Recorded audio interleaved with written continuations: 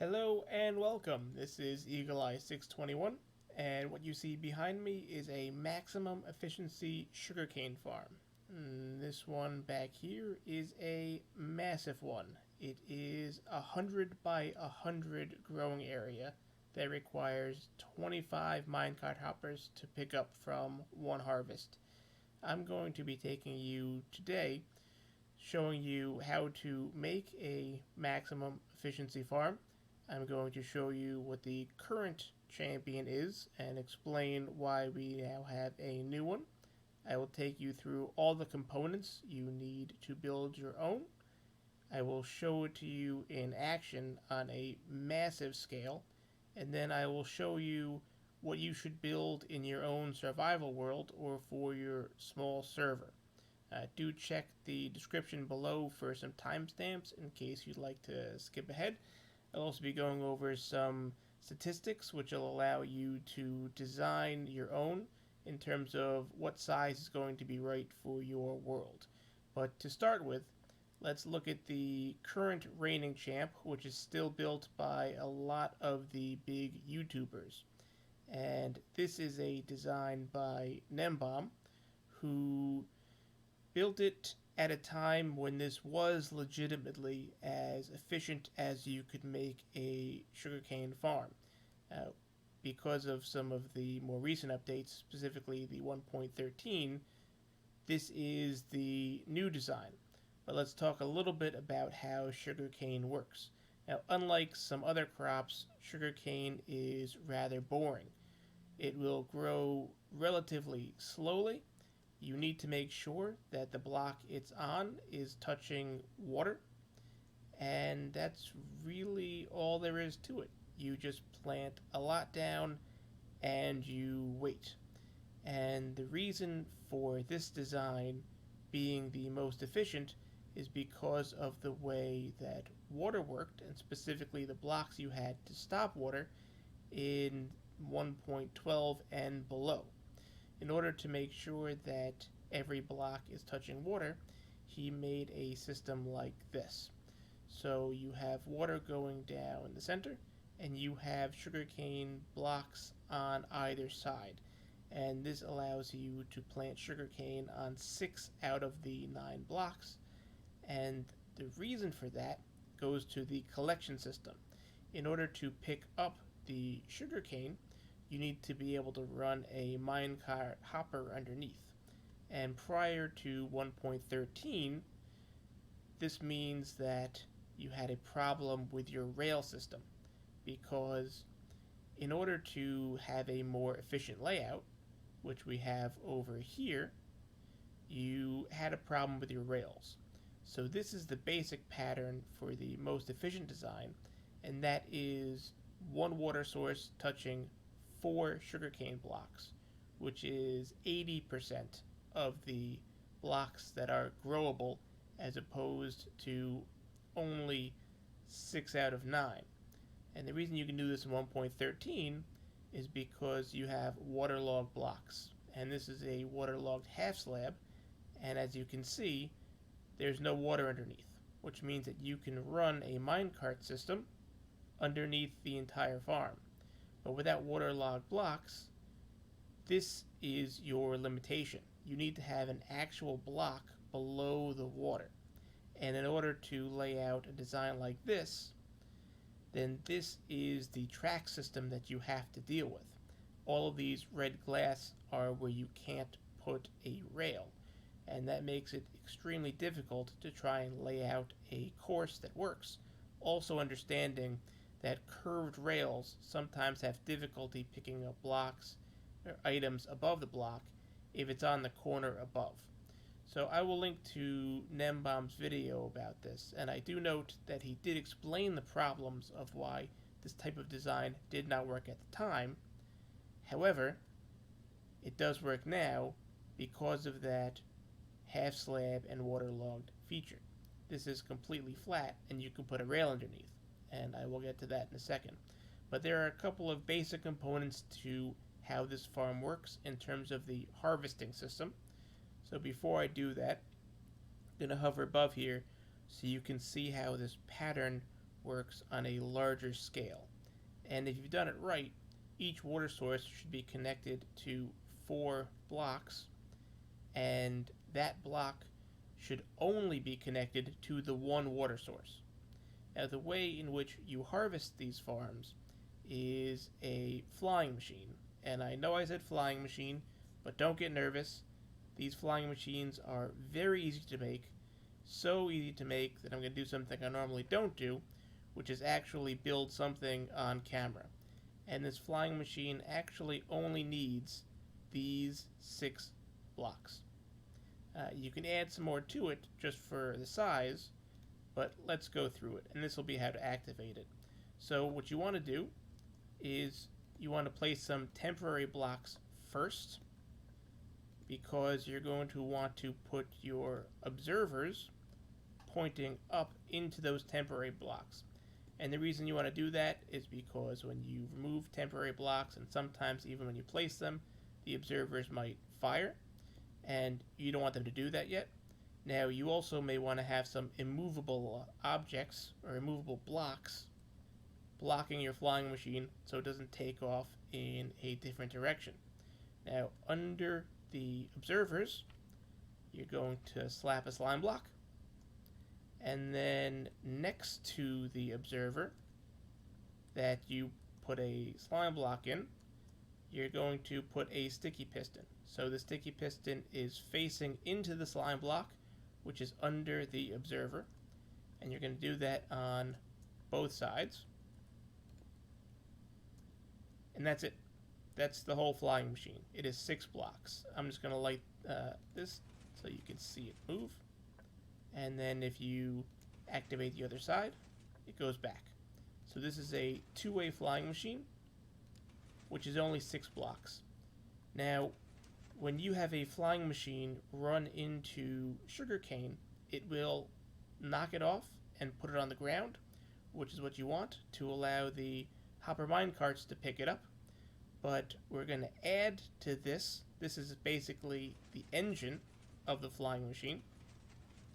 And we're going to add these arm sweepers. So this is what you need to build the one we're making. And the only difference here is some additional slime blocks and some stained glass.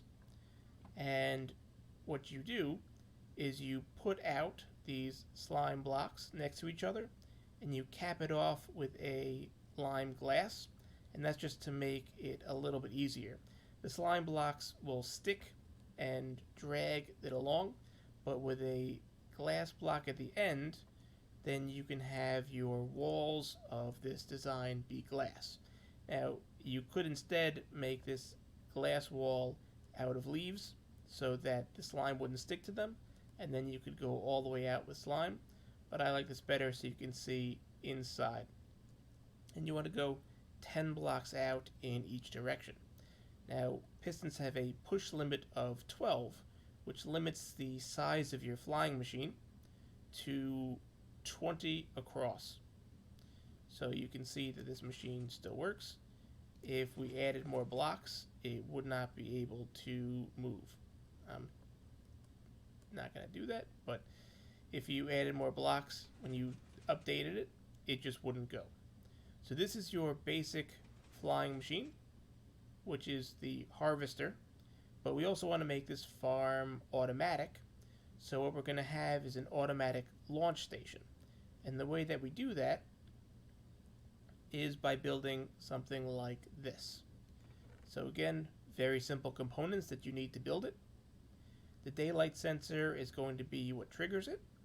You are going to want to be able to make sure that your flying machine doesn't push out of the way and just keep going forever. And then you can use a couple of different blocks. So you'll see on this design, it uses a metal trapdoor. I like fence gates a little bit more. And the way in which this works, and this is a little bit of a manual off switch, is when this is off, the daylight sensor tells what time of day it is. Now I've locked it to noon, but when it turns nighttime, it will activate the fence gate. and the observer will see that this fence gate has been activated and will fly off into the distance, and it will also see this trapdoor, excuse me, it will see this fence gate close, and that will also send it off. But you need a way to make the flying machine come back, and that is what this is. This is your automatic return station. And these are the components you need in order to make your return station. So what happens is you have an observer, which is pointing towards where your flying machine is flying into, as you can see the orientation. And once your flying machine hits your observer, it will send out a pulse, which will in turn activate the trapdoor, which the flying machine will then see as an update and turn around and go in the other direction. And the reason that I like these fence gates more than I like the metal trapdoors is because you can't manually change these things. I don't know if you can hear me clicking, but you can manually send this farm flying by clicking on that. And you can see that the flying machine is harvesting the sugarcane, and it will automatically be sent back into its docking station, waiting for the next update in order to be able to run again. And all the sugarcane is then on the ground, and if we had a collection system underneath, they would go to pick it up. Now, when we have a collection system for something large, like that massive farm, you're going to need some automatic unloading stations for your mine carts. And this is the materials that you need for your unloading station. Now, these are just solid blocks. You can use any solid block you want. And this is the way it looks. So the way that this farm works is a hopper minecart will come rolling up to your station. Once it starts unloading objects into this hopper, it will turn on this comparator, which will see items coming in. That will turn off this torch, which will turn off this repeater, which will stop powering these rails so that the hopper minecart will not continue on its way until all the items are taken out. So if I just drop these items in here, you can see that the comparator has turned on, the torch has turned off, the repeater has turned off, and these rails are now not powered. As soon as all the items are gone, this turns back off, on, and then on again. And off goes your hopper minecart.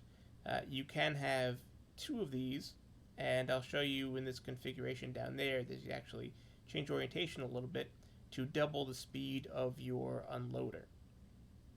Now, when you have a really massive farm, you're also going to want to have an area where you collect all of the items, and for that you're looking at an automatic dispenser or an automatic dropper. And the way in which this works, let me show you the materials first. These are two observers, two hoppers, sticky piston, a comparator, a solid block, does not have to be iron, and a dropper. And your items are collected into your chest. Those chests then push through a hopper into the dropper, and there is a comparator that will detect items in the dropper, which will power this sticky piston to push this observer up, and it'll make an observer clock, which will spit out the items. Now, just so you get the numbers, hoppers can transfer 9,000 items per hour. An observer clock can support 2 hoppers and push out 18,000 items per hour. And this will be dispensed into a water stream over there, as you will see in a moment. So let's talk a little bit about numbers and efficiency and speeds. And if you don't want to hear any of them, then you can fast forward about a minute. You can also pause your video to look at the screen. Now, the two farms I showed you had a 20 by 18 growing area, which had 360 possible growing spots. Now, that original row method would leave you with 24 sugarcane plants. Excuse me, that's 240 sugarcane plants. The night or the L method, which is the more efficient style, will leave you with 288 plants, which is more than 16% more efficient, meaning more compact and fewer resources that are needed to collect it. The name of the game with sugarcane is all about how many plants can you place in the smallest possible area. Now for some collection info, the hopper mine carts can move 8 blocks per second if they're fully powered. They hold 5 stacks, which is 320 items, and you can unload from a hopper 150 items per minute. That's one hopper. The flying machine I showed you moves 2 blocks per second, and at its maximum harvesting potential can harvest 16 plants per move, and that's because 4 of the 20 blocks it's sweeping over are going to be water blocks. And that obviously can mean 32 items for a maximum harvest. The speed of the flying machine itself is that it can move once every 10 game ticks, and Minecraft runs at 20 ticks per second, which is 2 blocks per second. So the minecart is 4 times as fast as the flying machine. Now for the sugarcane growing information. Sugarcane grows after it receives 16 random ticks. On average, you'll get a tick every 68 seconds, which means that it takes about 18 and a third minutes on average for each sugarcane plant to grow one spot. That means it goes from 1 block to 2 blocks, so it grows very slowly. This does not change based on what it's planted on. There are rumors that are persistent that if you plant it on grass versus dirt versus sand versus red sand, one is faster. They're all exactly the same. In terms of the random ticks, you have to be within about 128 blocks of the player, and that's not a vertical distance. That's back and forth. So it's your X and your Z. It's front to back and left to right. It's not up and down. This is not quite accurate because you have to be within 128 blocks of the center of a chunk, but we can just say it's about 128 blocks away from the player, and that gives you your maximum growth range. So what does all this look like in a larger collection system? So what we have here is a hopper minecart setup. Now we'll start with the hopper minecart itself. You can see what looks like most of a automatic loading system, but it's missing this block to complete the automatic unloading system. And this is just so that the hopper minecarts don't take off. We have a path which sends them around into this sort of jagged edge. But when you set it up like this, the hopper minecart will actually land perfectly in between both of these. And we have a orientation a little bit different. So we have a double speed unloader, but we want to make sure that this hopper is unloading the fastest, because it's when this one is done, your comparator turns back and allows you to send the minecart flying again in order to get more items. Now, this setup right here is why these aren't moving. We have an observer with a lever on the front, and this just allows us to create a 1-tick pulse. These are all sticky pistons that have solid blocks, and when you make a 1-tick pulse, the sticky piston will drop its block. So I will click it. You will see all the blocks get dropped, and these machines turn back on automatically, and off go your minecarts to collect items. Now, when you flick it again, it will retract the block, because again, that's a 1-tick pulse, and it will keep your minecart hoppers locked in this position. Now, the reason that you want to be able to do this on a large scale is because Minecraft still has issues when you send minecarts, hopper minecarts, or anything of that nature through loaded and then unloaded chunks.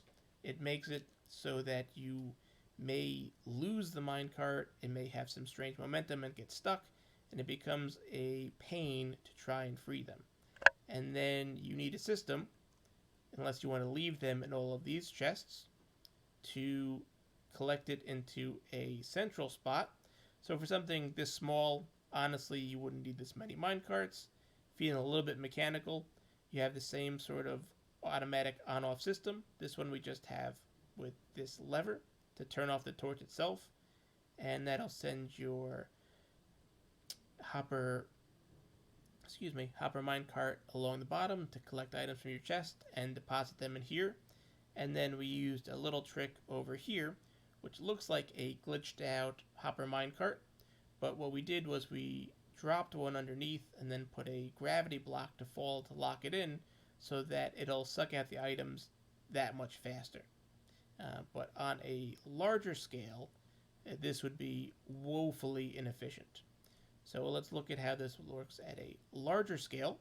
We have our same system here for our one-tick pulse to send all of our minecart hoppers flying. We have a unloading system. Have to go around a little bit here. And then from the unloading system, it unloads directly into our automatic dispensing system so that it can push our items into a water stream. And this looks the same way all the way down. Same system. And then we just use these fence gates as blocks for the water to make sure that we continue our flow with this ice underneath. Now we have a little setup right here where when we turn the corner, the water stream pushes into a chest. And what this does is it actually lines up the items, and you'll see this when it's in action, and it'll push them in between so that it allows for these hoppers to pick up those items to put them in the chest. Now, the reason that you see so many here is that you need to take into consideration how many items you're going to be sending down this stream. So if we're using 25 hoppers to feed into this dropper system, then you're going to need not quite 25, but you're going to need a lot to catch all the items.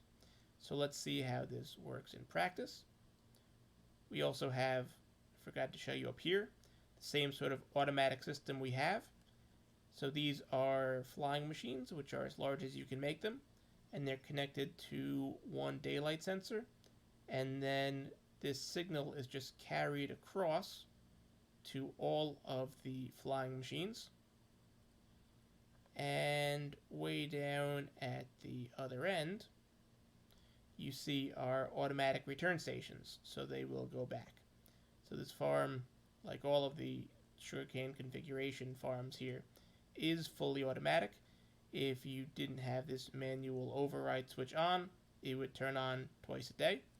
Just gonna break that block, and I'm gonna put it back so it doesn't fly off when it gets back again. And you can see all of the flying machines going, which is murderous on the frame rate.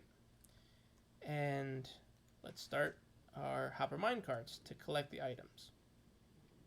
You will see some ghost blocks because of the distances we're talking here and the number of items that are currently floating in this world right now. A farm like this will be fairly laggy when it harvests. It won't be laggy when the machines are not flying, but there are a lot of loose items in this world right now, as you could tell even without me turning on the hitboxes for the items. Now, once it gets to the other side, you will see them bounce back. And I like how the trapdoors basically does a little wave goodbye to the machines as they fly away in the way that it activates them. So we'll see that. And off they go. We'll zip on over to the other side to see if we have some minecarts that should be approaching shortly. This looks like their final trip before they hit their unloading stations. Now they may have a visual glitch where it looks like they get sucked into the block, but they're not in the block. They're actually in both. And you can see that. There we go. It should bounce back. And you can tell by clicking on the other hopper, we'll start to gain items because it's getting the items from this hopper. And all those items are being shot out instantly on down the line.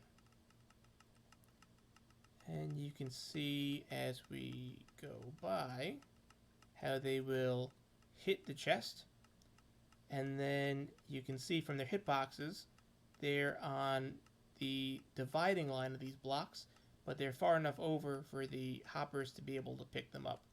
And very quickly you're going to see that these hoppers are at capacity because you have 25 hoppers worth of items zipping down this line. Now, just to give you some numbers, a full harvest of this farm is 250 stacks, or about 4.5 double chests, a little more than 4.5 double chests worth of items that are going to need to be picked up in short order. That's why you have all of these different minecarts on the track. What you see happen is as soon as this runs out, it will send it back to collect the rest of the items, whereas this hopper is not going to have run out, but that's okay. As soon as this one runs out, our system switches back and fires, which will happen momentarily. And off they all go. Now the items are going to keep shooting down because as long as this hopper is loaded, and that's on both sides and then all the way down as well, it has a lot of items to dispense. And it's not going to stop by the time that that gets back. So we can watch this a little bit. And if you've seen enough, then again you can skip ahead a little bit to where I show you what to build in your survival world or on your small server. Unless you're planning to supply a massive server with really just tremendous amounts of sugarcane, this farm is completely unnecessary size-wise. The error really of the large sugarcane farms is kind of past now that they've changed some of the mechanics with the villager trading, not to mention the zero-tick farms. This is conventional. You can have a much more compact zero-tick farm. And as I said, the items continue to shoot. This did not run out of items before this was filled up and back. And I'm just going to suck this block back so they don't take off again, because they should have collected most of the items. You will get the occasional item that does land in this little collection area, and if you only go 3 high, you may get the occasional item that lands on top of your glass block. You can move that a little bit higher, or not worry about it too much. It's not going to be a huge loss of items. And as you can see, we needed a lot of hoppers because sometimes it skips a little bit, but they're all starting to fill up, and they will empty obviously, and you can use this collection system for a couple of harvests, but you do need all of these hoppers in order to collect all of the items. And even down towards the end, sometimes a couple of items like to sneak by. So let's delete some of these blocks from my inventory, and we can turn off our hitboxes on this.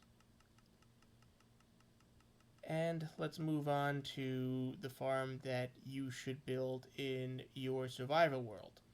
And we're going to start with this. This is a very particular size. This is a 16 by 16, and it's in a very particular area, and that's all within a single chunk. You can see that by turning the chunk borders back on. And the reason that you want to build this in a single chunk is because of our easy collection system. There's no automatic unloaders. We just have a line of hoppers that all feed into a chest. And you do want to make sure that you make that the hoppers are the proper orientation.